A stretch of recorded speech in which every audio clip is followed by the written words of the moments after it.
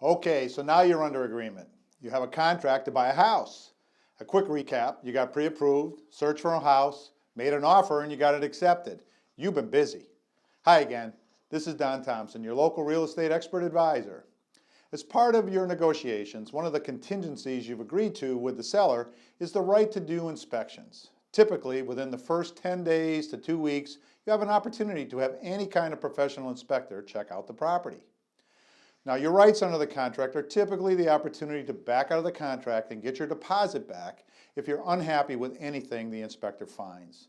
The seller will not be obligated to fix anything just because the inspector said. Now, from a practical standpoint, you can ask the sellers to make repairs or lower the price or maybe even give you a credit. Basically, you're renegotiating the deal. But understand, they are not obligated to do so unless you negotiated the repair and they agreed to it ahead of time as part of the offer process. Now, many of my clients will ask me, how bad does the inspections have to be to pass or fail? And my response is, it depends. I mean, who actually decides whether an inspection passes or fails? The inspector, me, your realtor, or you, the buyer? You do. You decide whether the inspection passes or fails. You get to make the business decision after the inspections and the renegotiations whether you want to continue with the process or you want to back out and look for another house. Ultimately, it's your decision. So what kind of inspection should you do? Well, minimally, you're going to want to do a structural, mechanical, and a termite inspection. The structural mechanical is where a licensed inspector basically gives your house a physical. He or she will poke and prod, open this, take the cover off of that. They're looking for issues or signs of potential issues with the structure of the house, the roof, the walls, floors, foundation, basically the structure. And then there's the mechanical portion, which deals with the heating, air conditioning, electricity, and the plumbing, the mechanical components of the house. The termite or wood boring insect inspection should be conducted by a licensed pest inspector. Many times they're also an exterminator. They'll be checking for signs of infestation and or damage to the structure caused by wood boring insects like termites, carpenter ants or carpenter bees, powder post beetles, or any other kind of wood boring insect.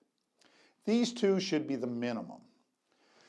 Some other inspections you might want to consider might be radon, asbestos, lead paint. Now, the lead paint law states if a child under the age of 6 lives in the property, it must be lead safe.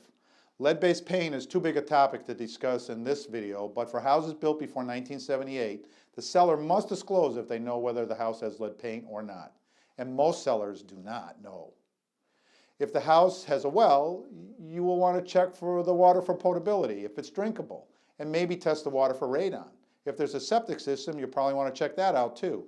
And in fact, in Massachusetts, it's a requirement that if the system hasn't been inspected in the past 2 years, or 3 under certain circumstances, it must be inspected by law. Now, during the inspection period, you can check for anything and everything that you think is important to you.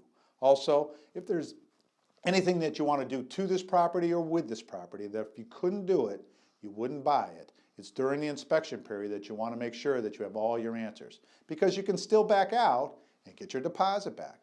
And just to say, the inspectors are there to give you your opinion, their opinion of the property at the point of time that they're there. They're not clairvoyant. They don't have x-ray vision. They can't see through walls and into inaccessible areas, at least none of the ones that I know. Okay, so to wrap this up, do your inspections. Inspect whatever you want, whatever you can afford, because although it's not an insurance policy, and making sure that nothing can go wrong, inspections will give you a much better idea of what you're getting into. Now, your real estate advisor should be able to point out some of these obvious issues with the house so that you're not spending your hard-earned cash on that money pit, unless, of course, that's what you want to buy. And although I'm not an inspector, I personally like to point out to my clients the things that I see. So that, and if nothing else, they can have their inspector evaluate that issue more specifically. So if you need assistance with your next home purchase, please give me a call at 413-221-9981 or send me an email at don@hamdencountyhomes.com. I'd be happy to advise and guide you to your next home. Thanks for listening and have a great day.